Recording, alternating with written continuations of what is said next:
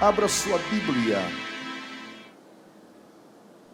na carta que escreveu o apóstolo São Paulo aos Efésios, no capítulo 2 e no versículo 14.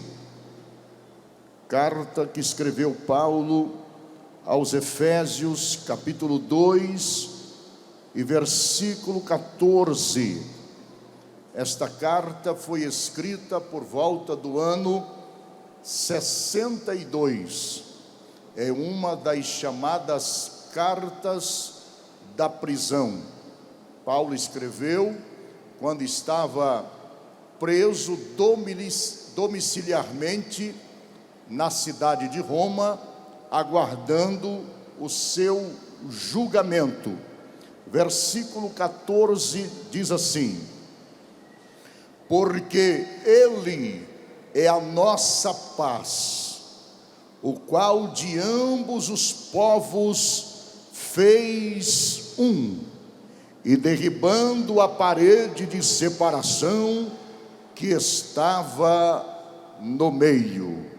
Digam comigo assim: Ele derrubou a parede de separação. Glória a Deus. Queridos irmãos, observando o salmo escolhido pela direção do congresso como tema deste evento, o Salmo 121 é um dos salmos dos degraus. São 14 salmos que compõem os salmos dos degraus, do Salmo 120 ao Salmo 134. O Salmo dos degraus era cantado à medida que o povo subia os degraus do templo em Jerusalém. Quero falar um pouco sobre essas barreiras e quem pode derrubar as barreiras. Tudo começou com Abraão. Abraão foi chamado por Deus estando em Ur dos Caldeus. Estando em Harã, Deus reiterou a chamada. Abraão chegou na terra de Canaã.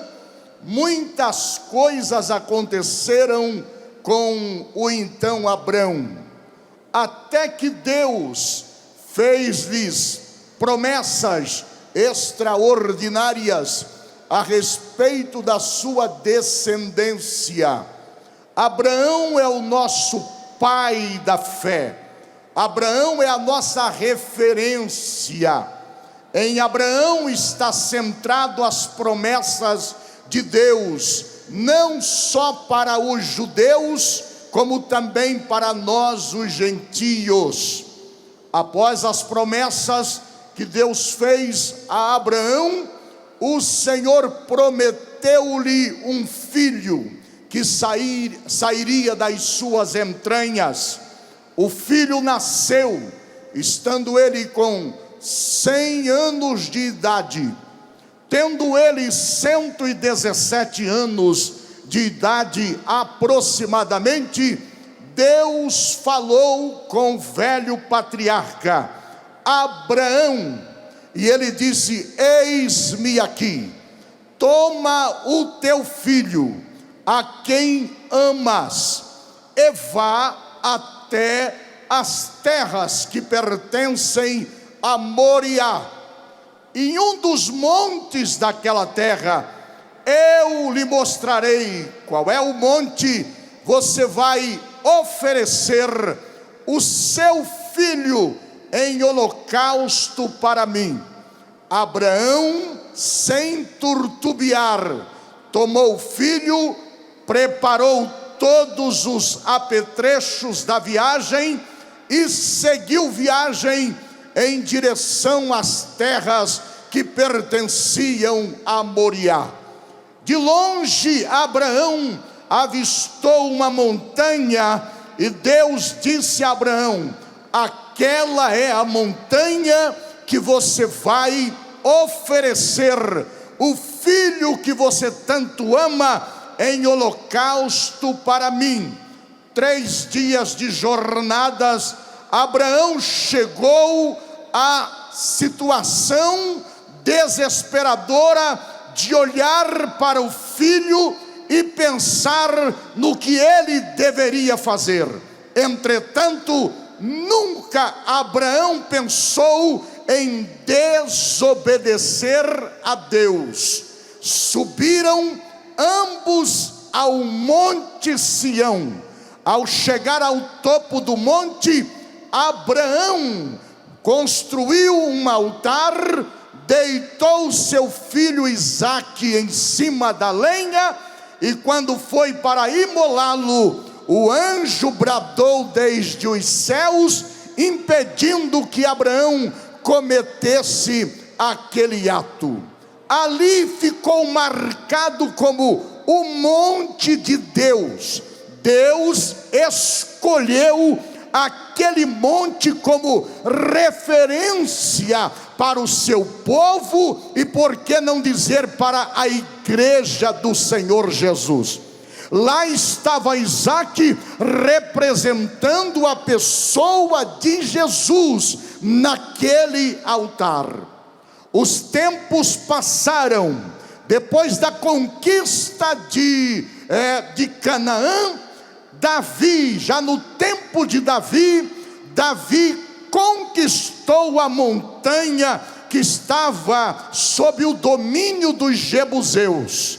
Entrou na montanha que estava sob o domínio dos jebuseus e ali construiu o seu palácio.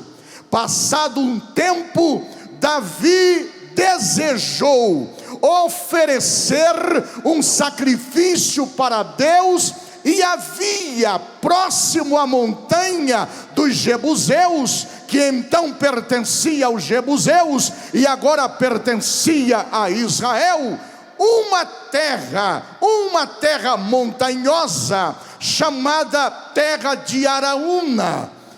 Davi foi até Araúna por ser um lugar mais elevado e propôs comprar aquele monte para oferecer um holocausto, um sacrifício para Deus. A montanha foi comprada por Davi.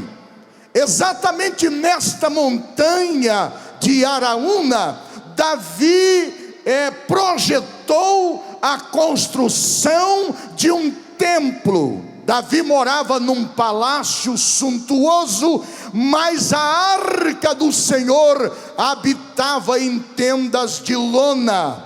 Portanto, Davi pôs no coração construir um palácio para Deus.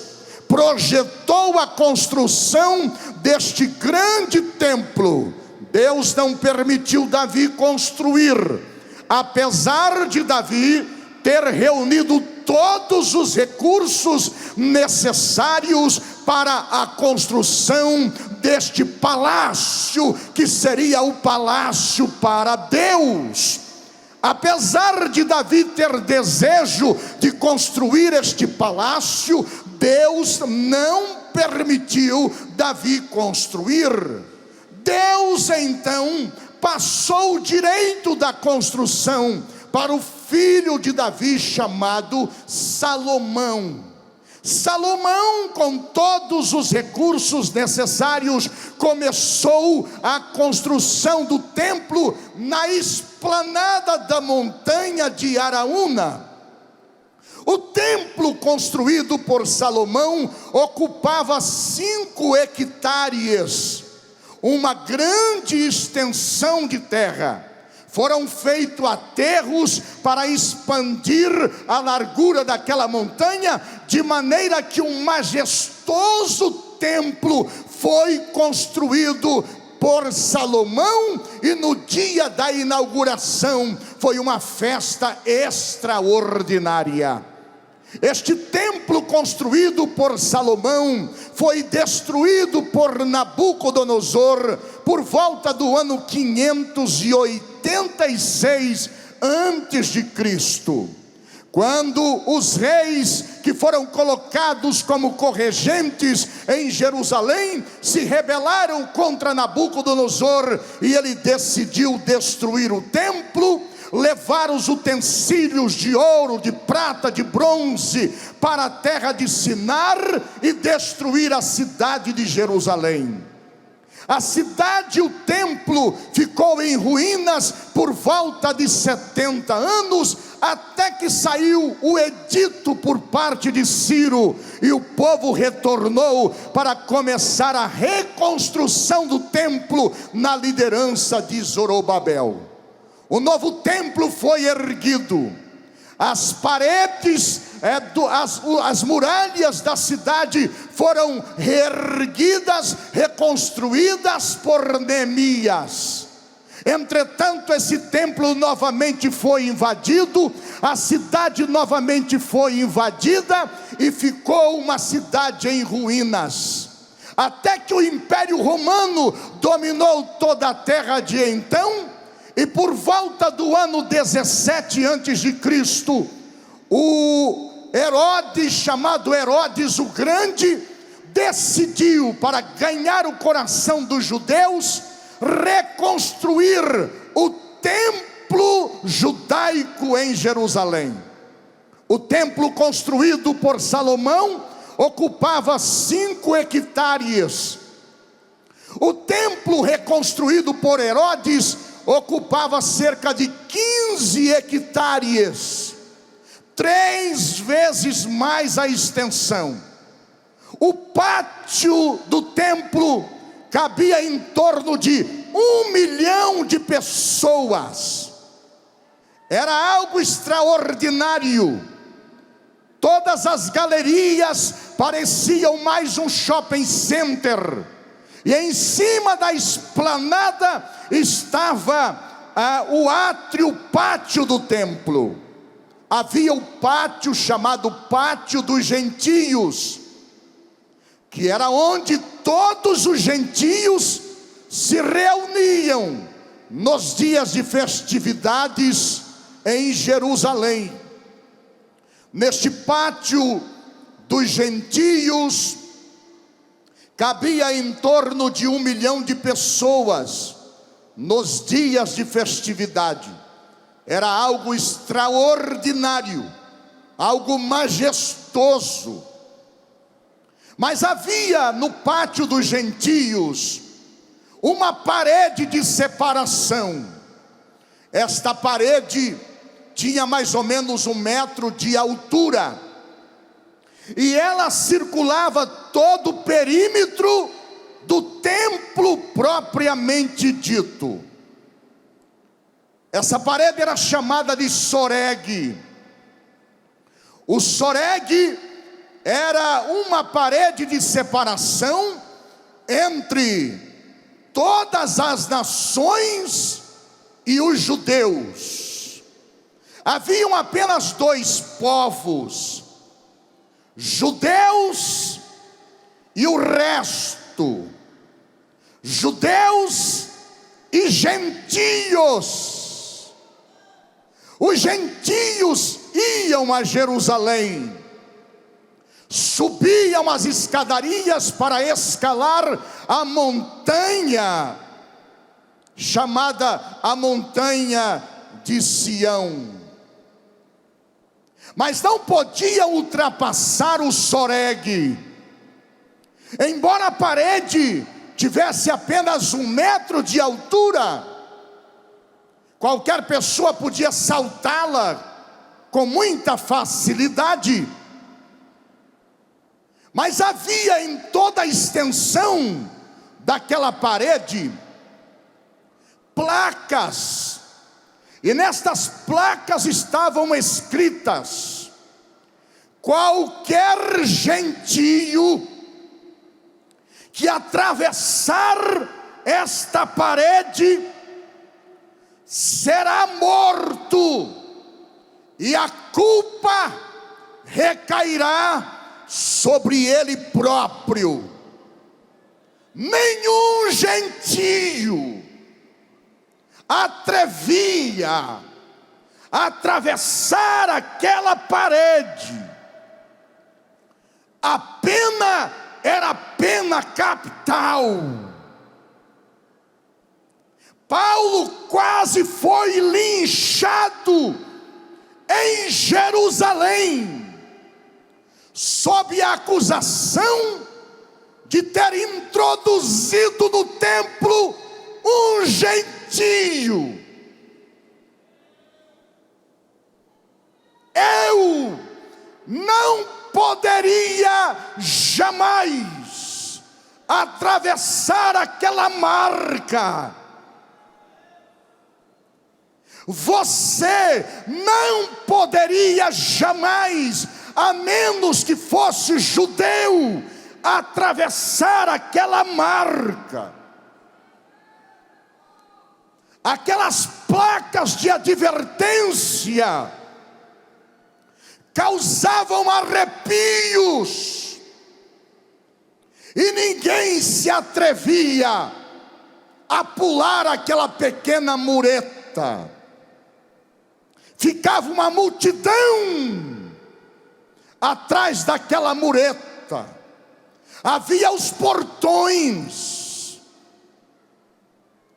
Não havia impedimento nenhum para atravessar os portões. Entretanto, se um gentio se atrevesse a atravessar aquela linha demarcada, era morto. O Império Romano delegou ao Sinédrio o direito de aplicar a pena capital a quem desobedecesse às leis do templo.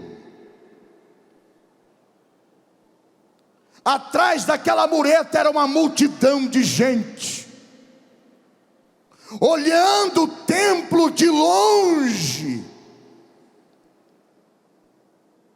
Só podiam atravessar a marca colocada pelo Sinédrio, colocada pelo construtor do templo, respeitando os limites estabelecidos. Judeus do sexo masculino e feminino, homens e crianças e mulheres, podiam passar a marca livremente e olhar para trás com desprezo, porque consideravam os gentios como cão. Atrás da mureta estávamos nós, olhando de longe, mas não podíamos nos aproximar. Lá estava eu, lá estava você. Os poucos privilegiados podiam chegar mais perto, mas eu e você não podíamos.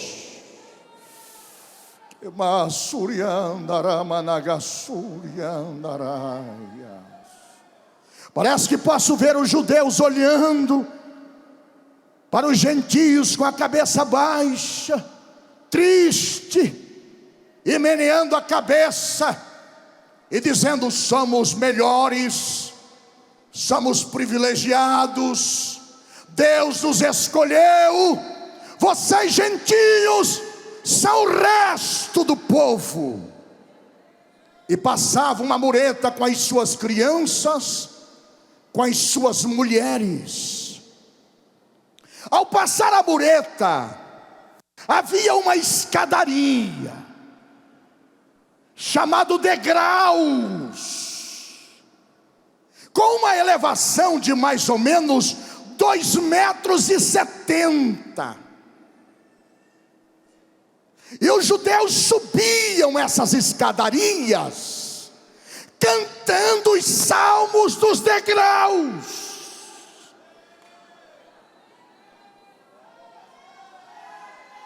Se fosse naquela época, eu não podia ler este salmo,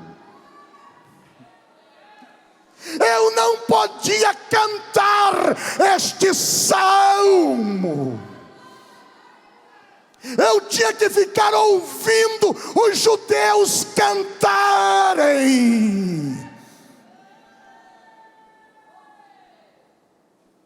E eles subiam cantando os salmos dos degraus, e olhavam para trás e viam os gentios ficando lá embaixo. Eles iam subindo e os gentios lá embaixo, só ouvindo, só vendo de longe, até que chegavam ao topo. Aqui não dá 2,70 metros, possivelmente seja essa altura da minha mão. Imagine nessa altura, olhando os gentios lá embaixo, e olhavam junto com as suas famílias. E eu imagino algum judeu atrevido dizendo: meus filhos, lá embaixo está o resto, eles são os cães. Nós somos judeus, somos escolhidos por Deus, e podemos subir os degraus cantando o cântico dos degraus. Quando terminavam de subir o primeiro lance de degrau, havia um pátio. Esse pátio era o pátio das mulheres. Ali ficavam as mulheres, adultas e crianças. Depois do pátio das mulheres tinha uma outra mureta, uma outra parede de separação. Nessa mureta, como na mureta chamada Soreg, haviam placas. Qualquer mulher que atravessar esta marca será morta, e o seu sangue cairá sobre os seus ombros. Nenhuma mulher podia atravessar. Ali ficavam as mulheres. Depois da mureta, atravessavam somente os judeus homens. E na oração que os judeus faziam, eles agradeciam a Deus por não ter nascido mulher.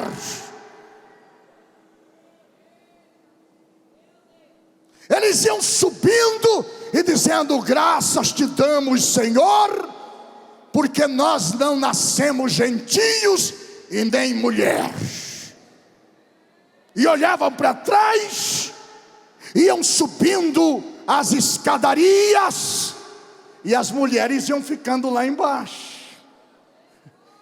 Mais 2,70 metros de elevação, subindo os degraus com o peito empolado, cantando os salmos dos degraus, e as mulheres lá embaixo. E eu penso que os judeus diziam aos seus filhos: está vendo, meus filhos, o privilégio que Deus nos deu de nascer homens? Nós podemos atravessar esta barreira. As mulheres ficam lá embaixo, os gentios ficam lá embaixo. Quando terminava de subir aquele lance de degraus, chegavam a um outro pátio, chamado Pátio dos Judeus Homens. Ali eles ficavam. Mas após o Pátio dos Judeus Homens, havia uma outra barreira, uma outra parede. E nessa parede tinha outra placa escrito: qualquer judeu que não for sacerdote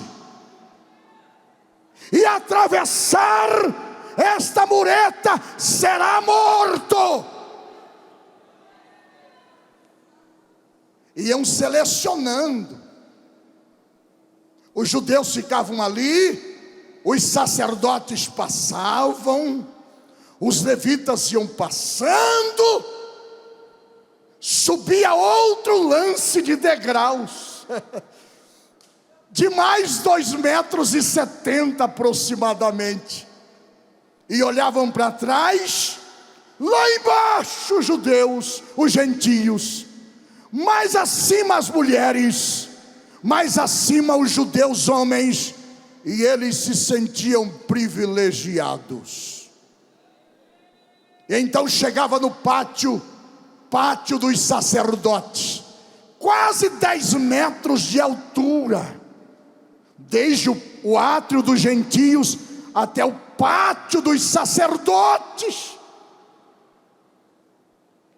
Agora havia um outro lance de escadas, e só podiam atravessar e subir esse lance de escadas sacerdotes selecionados no turno do seu dia.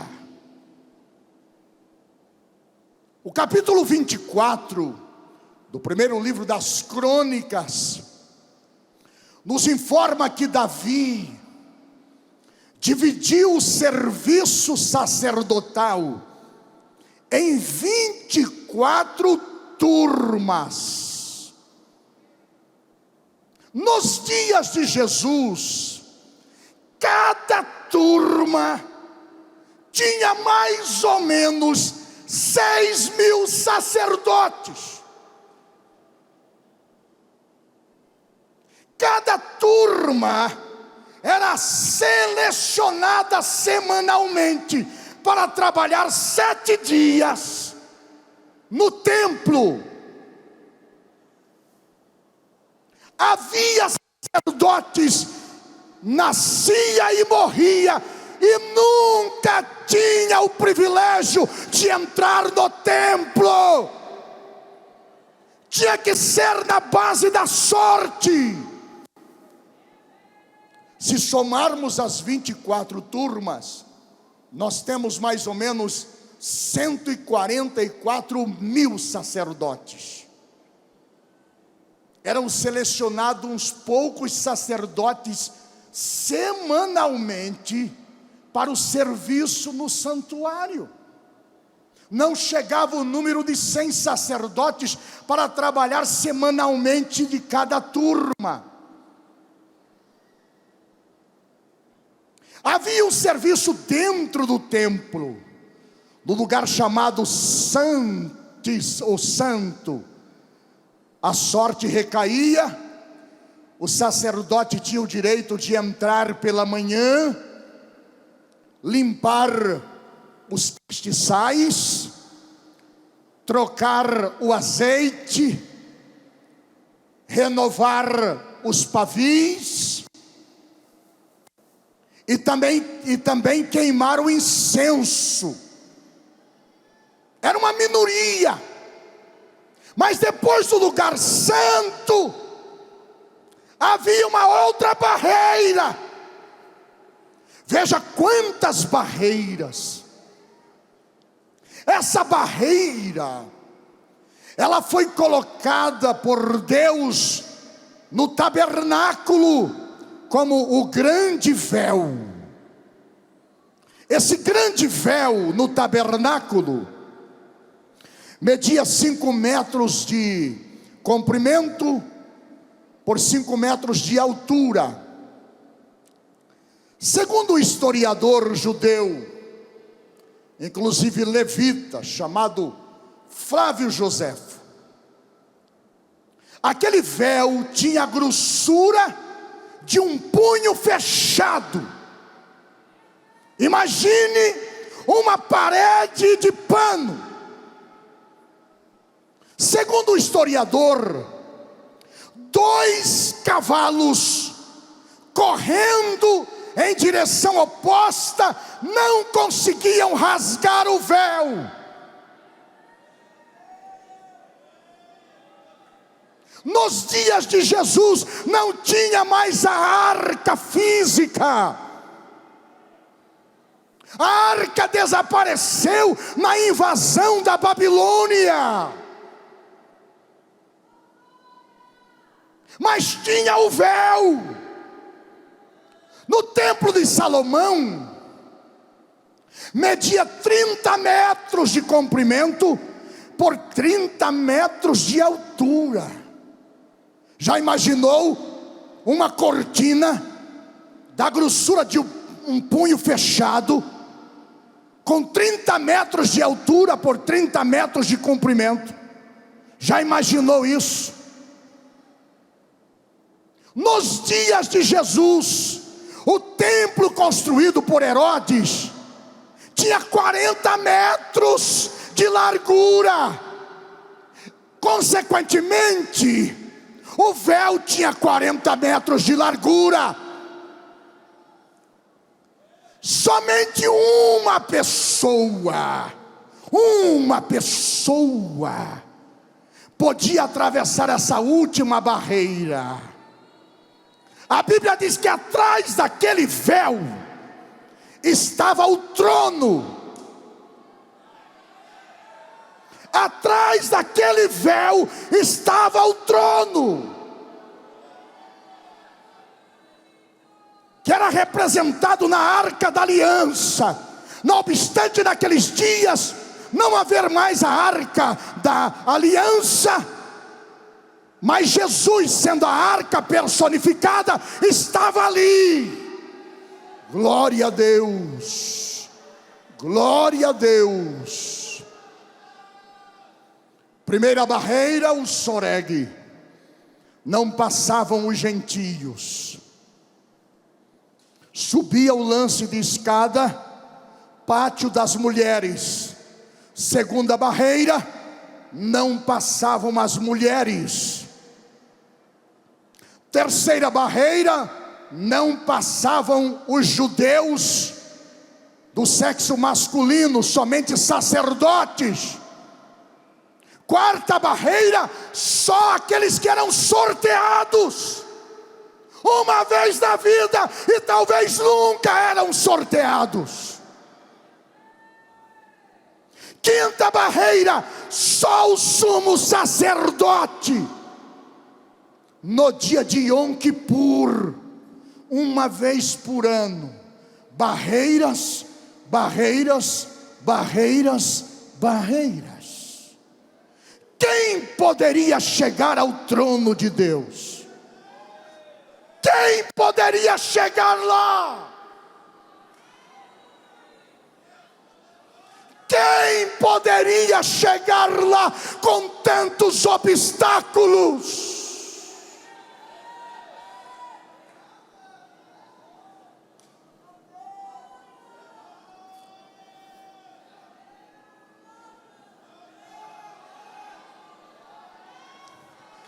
Um dia, Jesus foi visitar o templo. E Jesus foi até o pátio dos judeus. Ele não podia atravessar. Ele não era levita. Sendo ele a própria arca, mas não podia atravessar. Olhou tudo aquilo, voltou com os discípulos, e eles disseram: Senhor, o Senhor viu que organização? Chamam isso de organização, irmãos. Organização. O Senhor viu que beleza, Que suntuosidade! Que coisa magnífica! Aí Jesus disse para os seus discípulos: vedes tudo isso?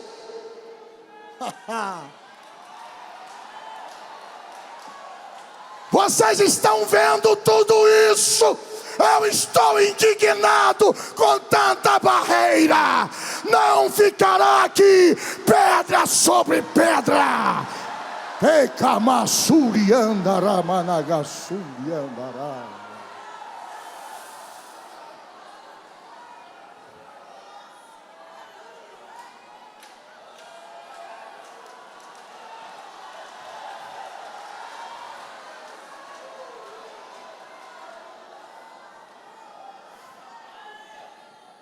Eu e você lá embaixo. As mulheres um pouquinho mais para cima, mas ficavam lá embaixo. Os homens um pouquinho mais para cima, mas ficavam lá embaixo. Só viam de longe. Eu não sei como que eles faziam nos dias de Jesus, porque havia 5 sumos sacerdotes. Como é que era o sorteio, eu não sei. Era Anás, Caifás, os filhos de Anás, todos eram ali sumos sacerdotes.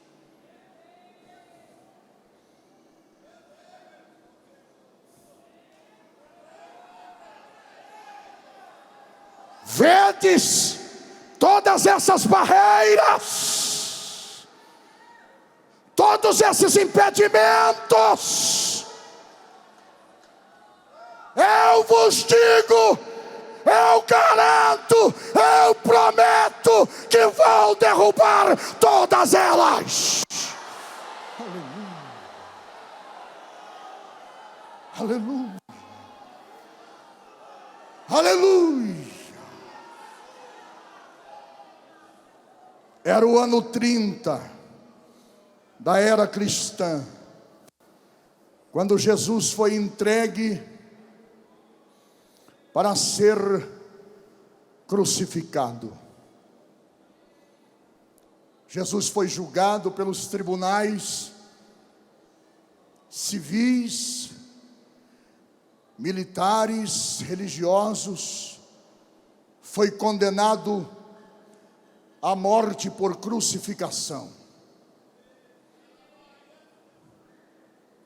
Foi levado ao cume do monte Gólgota, pendurado no madeiro, pés e mãos traspassadas. As horas estão passando, ele está sendo zombado, cuspido, desprezado. Os judeus meneavam a cabeça, protestavam por causa da placa sobre a sua cabeça: Jesus Nazareno, rei dos judeus. Eles diziam: não, ele não é nosso rei, não. Yamandarai komassuriandaraias. João registra no capítulo 19 do evangelho que ele escreveu, a partir do versículo 28.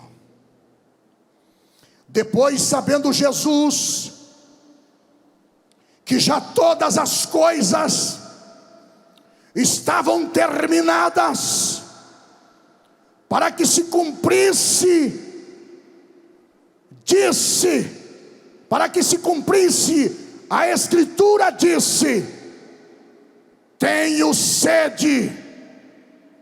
Estava, pois, ali um vaso cheio de vinagre.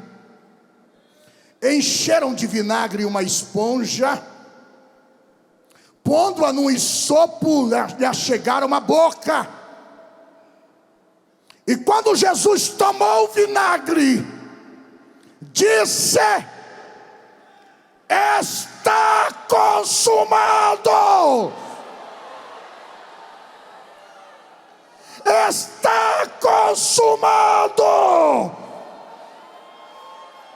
Quando ele deu este prato, que no grego é tetelestai,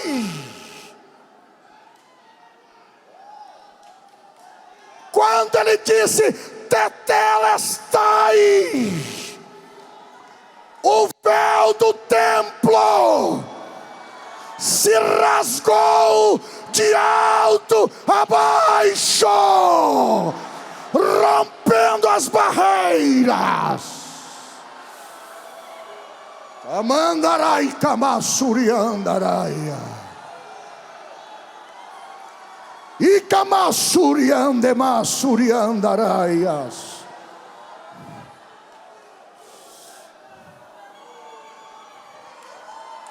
Pense comigo, o trono estava atrás do véu.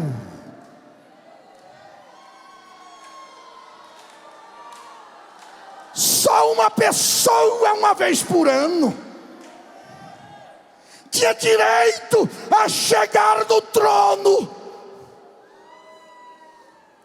Jesus disse: vamos acabar com essa farra, vamos acabar com essas barreiras, vamos arrebentar de dentro para fora. Vou começar por aqui, vou rasgar logo esse véu. Rasgou o véu, rasgou o véu, rasgou o véu. Andarai kamassuri andaraias. A terra começou a tremer.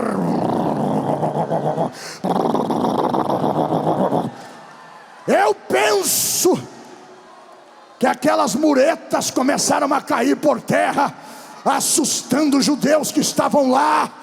Meu Deus do céu, caiu o soreg, caiu a barreira das mulheres.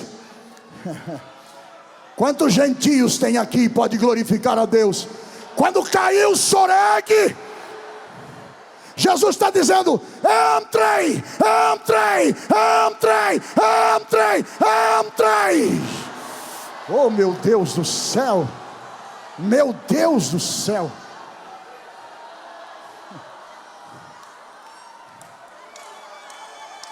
A alegria das mulheres quando viu a mureta quebrando. Não tinha mais barreira, não tinha mais limites, não tinha mais ponto identificador. Agora todos eram um só na presença de Deus.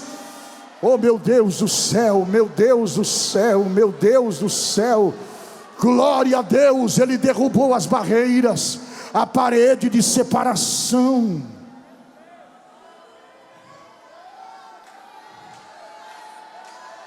Espera aí. Mas o templo ainda estava de pé.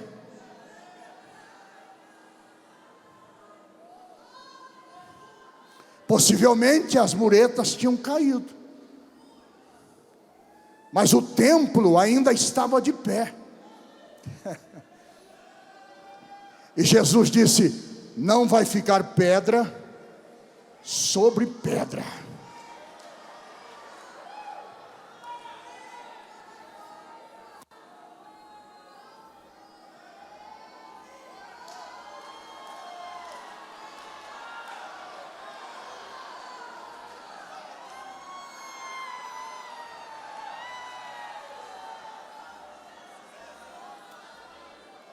No ano 66, começou a revolta judaica contra o Império Romano. E os judeus foram resistindo, resistindo, resistindo. Quando chegou no ano 70, o general Tito invadiu Jerusalém. A ordem era para não derrubar o templo. Não derrubem o templo. Foram colocando fogo, e o fogo foi derretendo o ouro das paredes, e foi entrando nas brechas das pedras.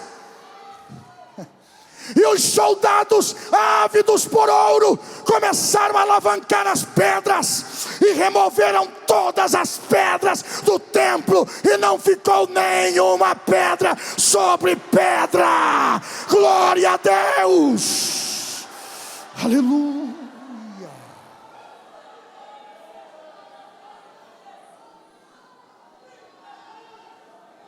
Mais ou menos no ano 63, um judeu escreve uma carta para um grupo de judeus convertidos que estavam decididos voltar para o judaísmo. E essa carta é chamada de Carta aos Hebreus. E na Carta aos Hebreus, esse judeu escreve da seguinte forma, no capítulo 4, versículo 16: cheguemos, pois, com confiança ao trono da graça. Pode entrar, entra, não tem mais barreira. Hoje, entre agora, trono da graça. Ikamandarai kamassuriandaraia. A arca era chamada de trono. Você sabe quem é a verdadeira arca personificada? Jesus. E ele está dizendo: gentios, venham. Homens, venham. Mulheres, venham. Crianças, venham. Judeus, venham. Escravos, venham. Livres, venham. Porque o trono é da graça. Oh, aleluia. Quantos pode dar um brado de glória a Deus e aleluia? Ele derrubou as paredes, as barreiras. Não tem mais barreira.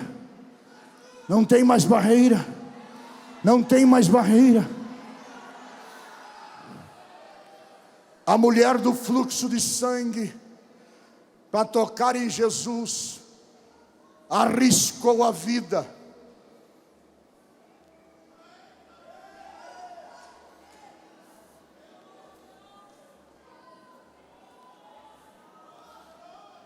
A mulher do fluxo de sangue, para tocar em Jesus, arriscou a vida.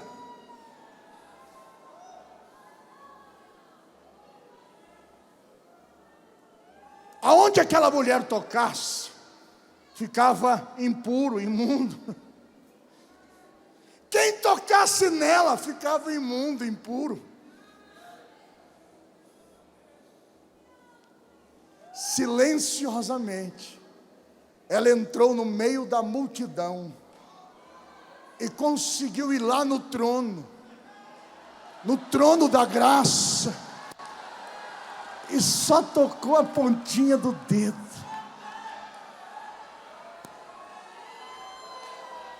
Foi na hora, foi naquele exato momento, ela ficou curada. Eu quero te dizer que nesta noite o trono da graça está aqui. Você pode tocar, você pode ser curado,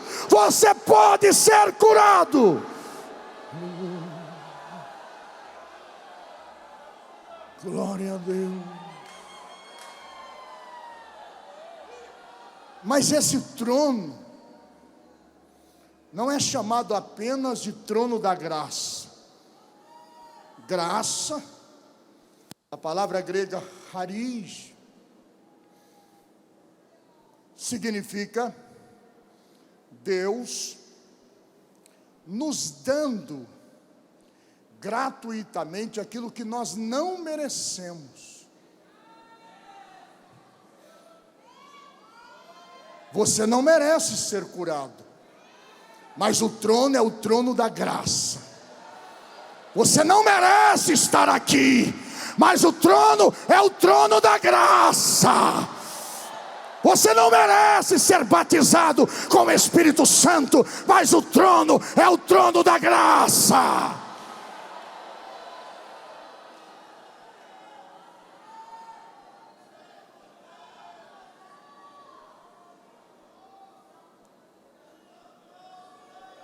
Charis, de onde vem a palavra dom, dádiva, presente, imerecido. Deus dando a mim e a você o que nós não merecemos.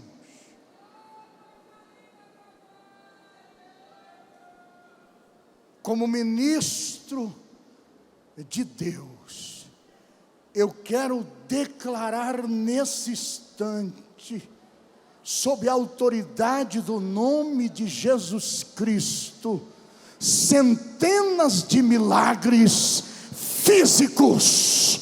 Receba milagres agora, seja curado agora, em nome de Jesus. Em nome de Jesus. Cegos, enxerguem agora. Surdos, ouçam agora. Paralíticos, saltem e andem agora. Atrofiados, sejam curados agora, em nome de Jesus Cristo, em nome de Jesus Cristo de Nazaré. Mas o trono não é só trono da graça, ele também é o trono da misericórdia. Olha o que diz o escritor: cheguemos, pois, de que forma? Desconfiado? Desconfiado? Com confiança, está escrito aqui. Cheguemos desconfiado. Será que vai dar certo? Será que eu vou ser curado? Será que ele vai me receber? É assim que está escrito? Não! Chegue com confiança! Com confiança! Com confiança! Aleluia! Aleluia! Ao trono da graça, para que possamos alcançar misericórdia. Essa palavra misericórdia, sabe o que significa misericórdia ou misericórdia? Deus não nos dando o que nós merecemos.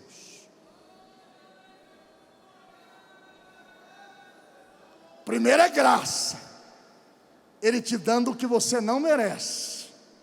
Segundo, misericórdia, misericórdia, Ele não te dá o que você merece, porque você merece a morte, você merece o castigo, você merece ser punido, mas a misericórdia dEle triunfa sobre o juízo. A misericórdia dEle impede de que Ele te dê o que você merece. E a graça supera, a graça supera, a graça supera. Glória a Deus, aleluia. Se coloque em pé em nome de Jesus.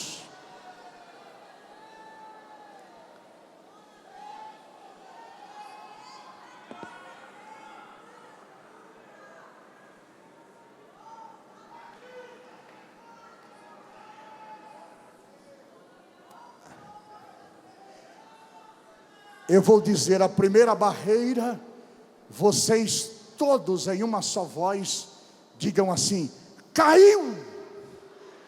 Aí eu digo a segunda barreira, vocês dizem todos em uma só voz: caiu. Quando eu chegar no véu, vocês dizem assim: rasgou de alto a baixo. Combinado? Combinado? Vamos lá. A primeira barreira. Meu Deus. Se não caiu, caiu agora.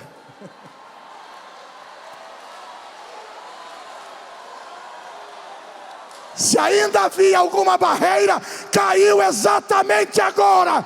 A primeira barreira. A primeira barreira.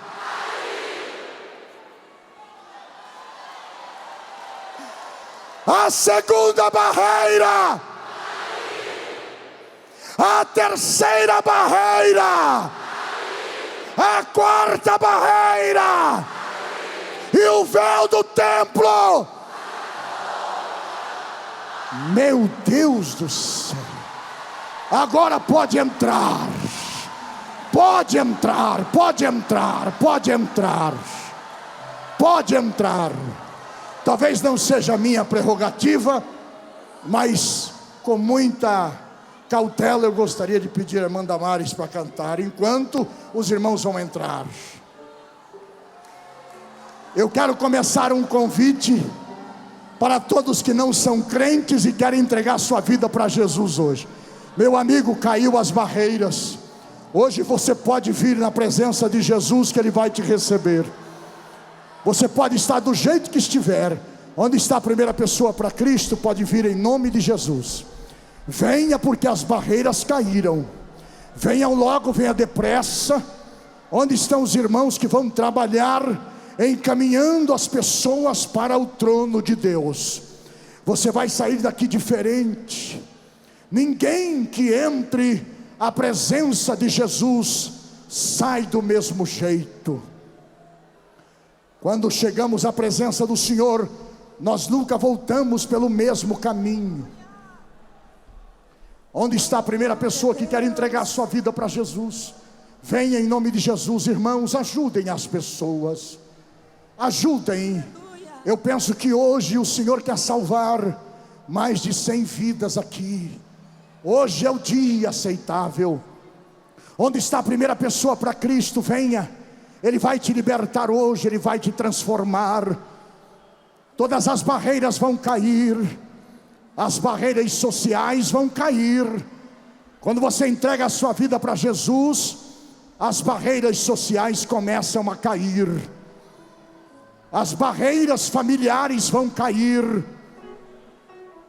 As barreiras das amizades sadias vão cair. Você vai sair daqui com uma nova família. Onde está a primeira pessoa que quer entregar sua vida para Jesus? Saia do seu lugar. Saia. Está vindo vidas para Jesus. Está vindo 2 vidas. Onde está a 98ª pessoa para Cristo? A 97ª. Venha em nome de Jesus. Onde está a próxima pessoa? Hoje sua vida vai mudar. Sua vida vai mudar. Onde está a próxima pessoa? Venha. Ajude, irmãos. Está vindo alguém? Levante a mão, eu quero ver. Venha entregar sua vida para Jesus hoje. Hoje é um dia especial. Este congresso vai marcar uma nova vida, porque hoje você está entrando no trono da graça. A misericórdia de Deus vai te cobrir nesta noite. Você vai sair daqui coberto pela misericórdia. Onde está a primeira, a terceira pessoa? Aleluia. Onde está a terceira pessoa? A 97ª pessoa. Aleluia. Venha em nome de Jesus. Venha. Onde está a próxima pessoa? Convide, irmãos. As barreiras vão cair. As barreiras vão cair. Onde está a próxima pessoa? Desviados do Evangelho. Hoje é o seu dia, agora é a sua hora. Venha logo, venha depressa. Venha urgente, venha correndo. Onde está você? Onde está você? Venha. Venha. Ajude, irmãos. São vidas preciosas que precisam da sua ajuda. O projeto falido. Traga essas vidas aos pés do Senhor hoje. Construção da minha história. Queremos 100 almas para Cristo nesta noite. Galeria dos vencedores. Venha depressa. Vitórias e conquistas e fez alcançar. Onde está a próxima pessoa? Eu sei que você está aí. Eu sei que Deus falou com você. O abraçar. Vem. Eu quero orar por você. Vem. O maior troféu é do livro da vida. Saber que o meu nome está escrito. Venha logo. Os portais agora se venha urgente. Ter a certeza que Deus irá me chamar. O maior troféu é saber que temos 3 pessoas. Está faltando ainda 97. A eternidade será só o começo. Onde está você? Onde está você? Venha logo. Venha depressa, jovem. É hoje. Você vai sair daqui diferente, transformada, mudada. Suas feridas serão curadas. Onde está a próxima pessoa? Venha logo. O maior troféu é do livro da vida. Venha logo. Traga, irmãos, essas vidas. Olha ao seu Ter a lado. certeza que Deus irá me chamar. O maior troféu é saber que está vindo mais vidas. no coro celeste eu irei cantar. A eternidade será só o começo. Venha depressa. Não deixe passar esta oportunidade. Está vindo mais uma vida. Adorando, vai. Onde está a próxima? Onde está a próxima? Aleluia. Faltam 96. Onde está a próxima? Para sempre, santo, santo. Venha. Eu irei cantar. Venha depressa. Aleluia. A barreira caiu. Aleluia. O véu se rasgou. Para sempre, santo, santo. Eu irei cantar.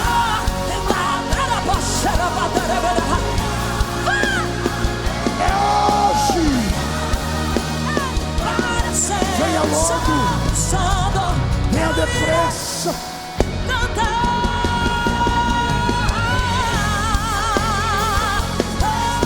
Venha tocar no trono. Traga as vidas, irmãos. Ajude eles. Você está aí atrás desta coluna. Jesus está te chamando. Venha rápido. Venha urgente. Mas o maior troféu é no livro da vida.